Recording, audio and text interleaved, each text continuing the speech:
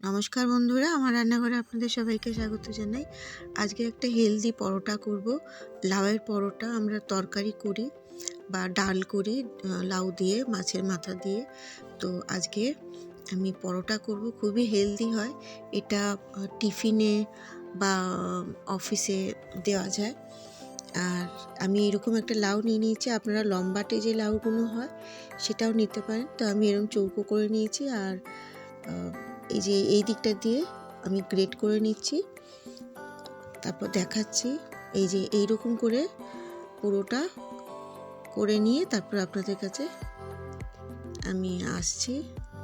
ঠিক এইরকমভাবে এই যে আমার হয়ে গেছে, পুরো লাউটা গ্রেট করে নিয়েছি। এবার এটাতে আমি লাউ থেকে জল বেরোয় বলে আমি অল্প করে নুন লাগিয়ে রেখে দিলাম, মানে মাখিয়ে রেখে দিলাম 5 মিনিট মতন। আর এদিকে 2 বাটি আটা নিয়ে নিলাম, একটু জোয়ান নিলাম, জোয়ানটা দিলে একটু হজমটা ভালো হয় তাই। আর নুন নিলাম পরিমাণ মতো। নিয়ে আমি এবার লাউ থেকে যে জলটা বেরোবে সেটাই দেখুন এরমভাবে চিপে চিপে আমি একদম ভালো করে চিপতে হবে। আর বাটিতে রেখে দিলাম লাউটা, এই যে এইভাবে আমার পরে লাগছে। আর লাউয়ে যে জলটা বেরিয়েছিল সেটা দিয়ে এখন আমি আটাটা মেখে নেব। আমি এখানে তেল বা ঘি দিলাম না, আপনারা চাইলে তেল বা ঘি দিতে পারেন। তো এখন আমার এটাতে লাগছে না তেল বা ঘি, মাখা হয়ে গেছে। আর একটুখানি 5 মিনিট মতন রেখে দিলাম আটাটা তেল লাগিয়ে। ধনেপাতা দিলাম, কাঁচা লঙ্কা দিলাম, হলুদ দিলাম রঙের জন্য, আর এখানে একটু চাট মশলা দিলাম, আর ধনে গুঁড়ো দিলাম, নুন দিলাম, আর এখানে একটুখানি লঙ্কা গুঁড়ো দিলাম। দিয়ে ভালো করে এটাকে মাখতে হবে।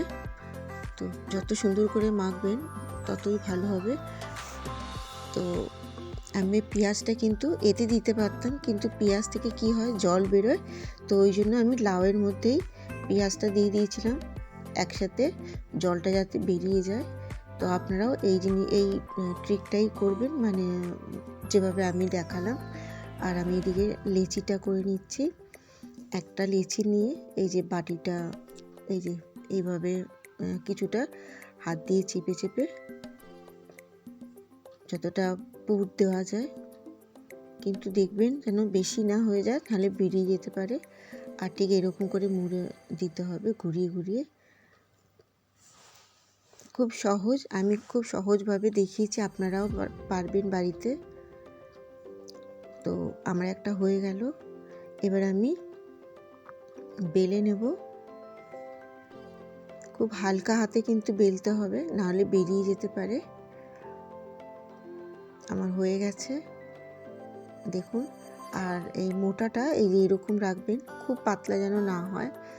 তো আমি বাকিগুলো করে নিচ্ছি একেবারে, তারপর ভাজবো। এবার আমি ভেজে নেব। তো আগে আমি একটুখানি এপিট ওপিট করে শুকনো তাওয়াতে, আমি ননস্টিকের তাওয়াতে করছি, ভাজছি।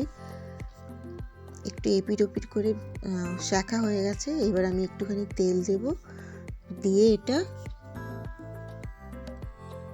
লালচে লালচে করে, যেরকম আমরা পরোটা করে থাকি, পরোটা ভেজে লালচে লালচে করে ওইরকম করে ভেজে নেব। আর আঁচটা কিন্তু মাঝারি রাখতে হবে।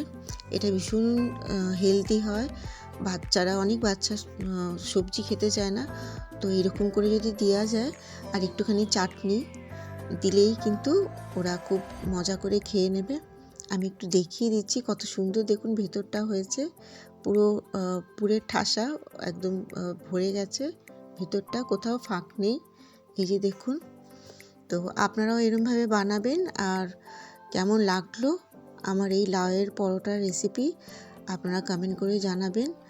আর ভালো লাগলে একটা লাইক দিয়ে দেবেন, আর আমার চ্যানেলকে সাবস্ক্রাইব করে আমার পাশে থাকবেন। ধন্যবাদ, সবাই ভালো থাকবেন।